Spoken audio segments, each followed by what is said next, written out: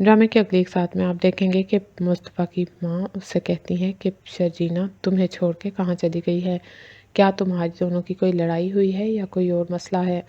मुस्तफ़ा कहता है नहीं ऐसी कोई बात नहीं। मुस्तफ़ा अपनी माँ को बताने से अवॉइड करता है तो उसकी माँ कहती है क्या तुम मुझसे अपना दुख शेयर नहीं करोगे, तुम्हारे चेहरे पर तुम्हारा दुख लिखा साफ नज़र आता है।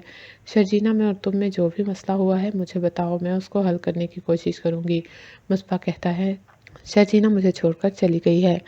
मुस्तफ़ा की माँ मुंह पर हाथ रख लेती हैं। वो कहती हैं ऐसा कैसे हुआ, शर्जीना तो बहुत अच्छी लड़की है और वो दूसरों का एहसास करती है, फिर वो तुम्हें छोड़कर क्यों चली गई, आखिर ऐसी क्या बात हो गई थी।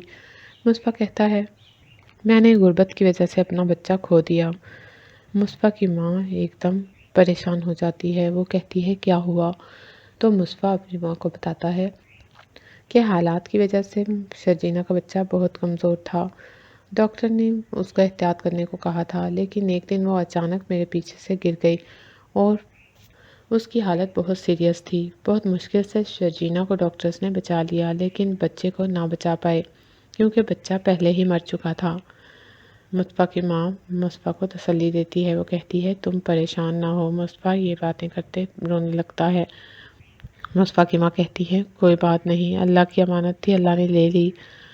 लेकिन शर्जीना तुमसे नाराज़ क्यों है, अल्लाह तुम्हें और औलाद देगा, तुम फिक्र ना करो। अल्लाह की रज़ा में राज़ी रहना चाहिए, हम भला क्या कर सकते हैं। मुस्तफ़ा कहता है शर्जीना मुझसे इसी वजह से नाराज़ है, वो समझती है कि बच्चे की मौत का ज़िम्मेदार मैं हूँ। मुस्तफ़ा की माँ कहती है ऐसा कैसे हो सकता है, भला कौन सा बाप ऐसा चाहेगा। मुस्तफ़ा अपनी माँ से कहता है हाँ, लेकिन वो तो यही समझती है क्योंकि मैं अपने हालात की वजह से अभी बच्चा नहीं चाहता था और इस बात पर अक्सर मेरी शर्जीना से बहस होती थी। मुस्तफ़ा की माँ कहती है बेटा, जब अल्लाह ताला औलाद देता है तो उसके नसीब भी खुद ही देता है। देखो तुम, आज तुम्हारे पास इतना पैसा है। मुस्तफ़ा कहता है बस दुख तो यही है कि आज मेरे पास पैसा है लेकिन ना ही शर्जीना है और ना ही मेरा बच्चा।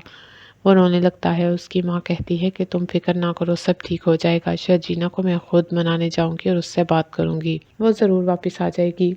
मुस्तफ़ा कहता है शर्जीना अब वापस नहीं आएगी क्योंकि वो पत्थर दिल हो चुकी है।